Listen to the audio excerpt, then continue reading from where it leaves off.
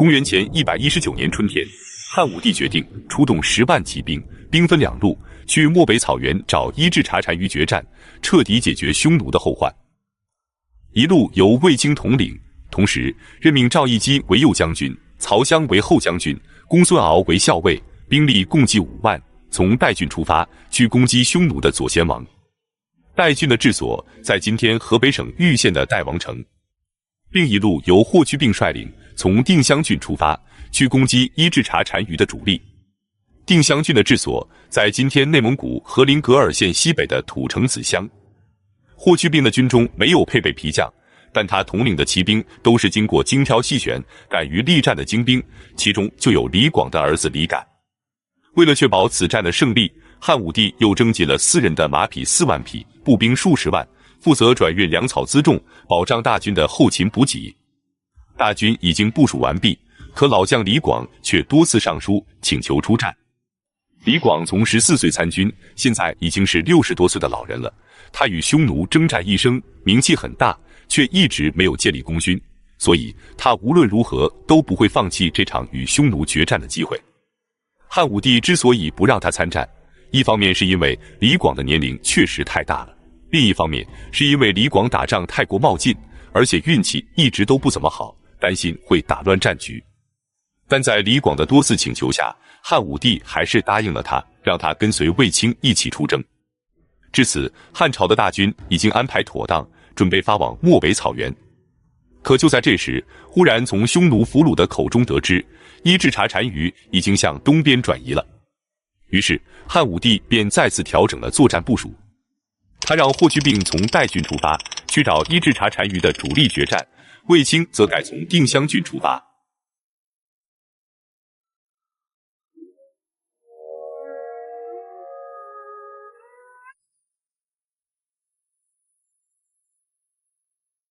卫青率领大军出关后不久，就抓住了一个匈奴的俘虏，从他口中得知，伊稚茶单于其实并没有东去，而且就在卫青大军的正前方。卫青非常高兴，决定兵分2路去找单于的主力决战。他让李广和赵义基合兵一处，从东边迂回包抄，他自己则亲率主力去正面迎战单于，并且将公孙敖调为了前将军。李广得知后异常的气愤。李广一直都是打头阵的，可卫青却将他调开，把建功立业的机会留给了自己的好兄弟公孙敖。就这样，李广就很不情愿地率军从东路前进，卫青则率领主力向西北进发。那么，伊稚茶单于真的没有向东边转移吗？其实，这个情报是准确的。当获知汉朝要大规模进军的时候，伊稚茶单于确实准备向东边转移的。但是在赵信的劝说下，他就改变了主意。赵信是从汉朝投降过来的，所以他对汉朝的情况了如指掌。他告诉单于，汉朝的大军要想征战漠北，就必须越过茫茫的大漠和戈壁，单程的距离就有2000多里。几十万大军要走这么远的路，后勤补给是十分困难的。何况，就算他们能够到达漠北，无论是将士还是战马，必定会疲累不堪。匈奴大军只要以逸待劳，等他们到达漠北，立足未稳，人疲马乏之时，突然杀出，则汉军必败。于是，伊稚茶单于便听从了赵信的计策，将粮草辎重全都转移到更北方的赵信城，然后整顿兵马，等待着汉军的到来。卫青率领大军行走了1000余里后，终于发现了伊稚茶单于的主力大军。此时，汉军是千里奔袭而来，确实疲惫不堪，而匈奴的将士们则严阵以待，士气高昂，随时准备发起冲锋。大战一触即发，可让卫青苦恼的是，李广和赵义基的大军一路上都杳无音信，完全不了解他们的动向。可战争马上就要开始了，已经等不了他们了。于是，卫青下令用5钢车围成一个坚固的阵地。所谓5钢车，就是四周以及车顶都用厚皮革覆盖，能够阻挡箭矢穿透的一种战车。5钢车围好后，汉军的兵马就可以潜伏在阵地之中，匈奴的骑兵无法突破。然后，卫青派出5000人马出阵迎敌，匈奴也派出1万骑兵应战，双方你来我往，对冲砍杀，一直激战到黄昏，双方士兵都死伤无数。这时突然狂风大作，沙石扑面，交战的双方连眼睛都睁不开，也看不清对方的情况。但战争并没有停歇，继续胡乱地砍杀着。可卫青却及时地抓住了这个机会，命令武钢车里的骑兵兵分两路，从左右两翼向伊稚茶单于的后方主力包抄过去。匈奴人完全没有意料到会有这种情况发生，也没有组织起有效的反攻。很快，匈奴的骑兵就开始溃败了。伊稚茶单于见败局已定，只带领着几百人成功突围，然后朝着西北方向逃走了。可双方的将士们还在拼死击杀，一直战到天黑，双方的死伤人数相当。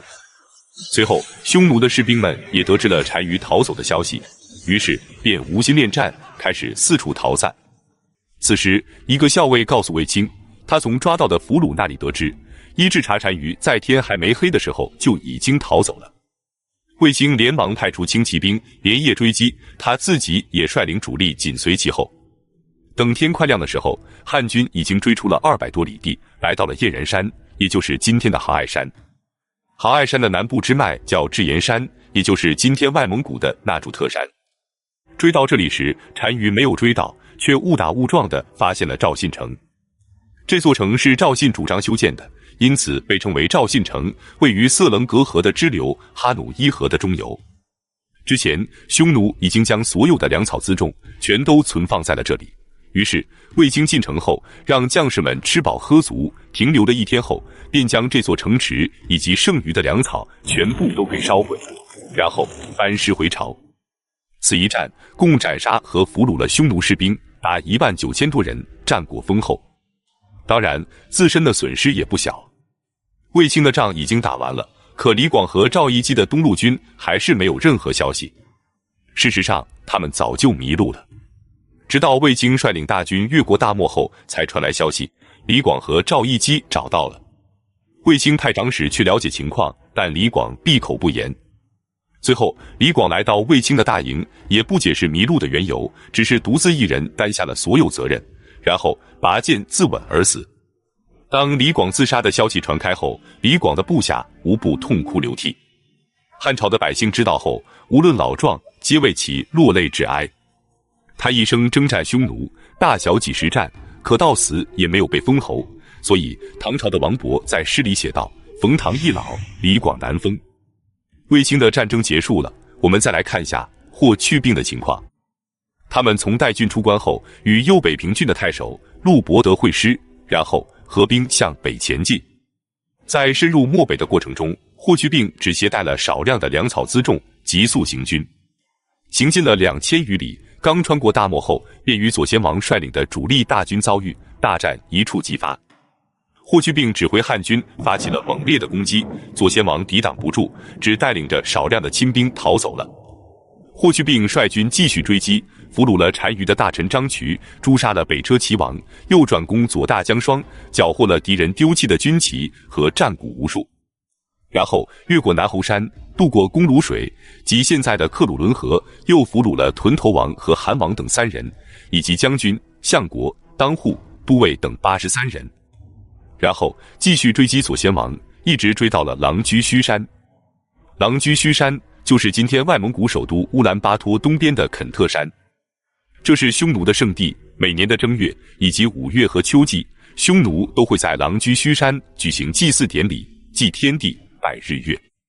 于是霍去病也在这里用汉朝的礼仪祭祀了天神，在孤眼山祭祀了地神，然后率军来到了北海，也就是今天俄罗斯的贝加尔湖。这便是所有武将都难以逾越的功勋——封狼居胥。在中国的历史上，一共有7个人举行过封禅，他们分别是秦始皇、汉武帝、光武帝刘秀、唐高宗李治、唐玄宗李隆基、宋真宗赵恒以及霍去病。前面6位都是皇帝，唯有霍去病只是一位将军。此一战，霍去病以1万人的代价，共歼灭匈奴70443人，使左贤王部的精锐几乎损失殆尽。至此，漠北之战结束。漠北之战是汉武帝时期对匈奴发动的最大规模的一场战役，双方都付出了惨重的代价。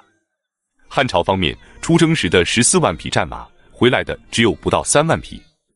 关于人员的伤亡，史书中没有记载，但是通过战马的损失，士兵的伤亡也不会太小。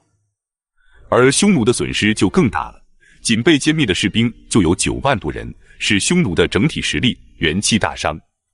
更狼狈的是，伊稚茶由于被卫青追得太狠，导致与部下失联了10多天，部下都以为他已经战死了，于是就推举了右路离王继承了单于。可10多天后，伊稚茶竟然回来了，右路离王只能又让位给他。可见此战让匈奴产生了怎样的混乱和狼狈。由于匈奴的大批有生力量被歼灭，大批物资被焚毁，伊稚茶单于不敢再继续留在漠北，率领部众向更西北的方向撤走了，于是便出现了漠南无王庭的局面。